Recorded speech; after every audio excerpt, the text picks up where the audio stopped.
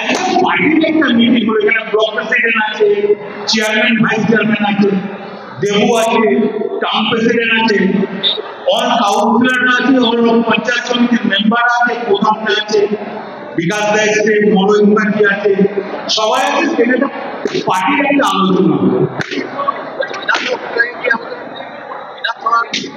এরকম routine meeting, এরকম routine meeting অনেক হবে।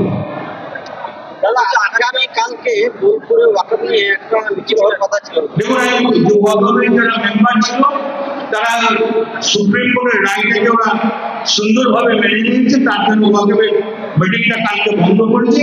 এই জন্য আমি অশেষ ধন্যবাদ।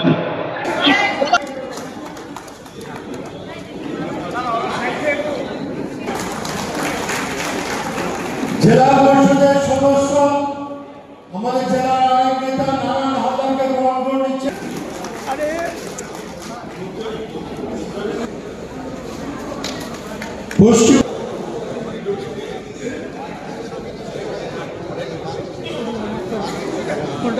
জেলা পরিষদের সহসভাপতি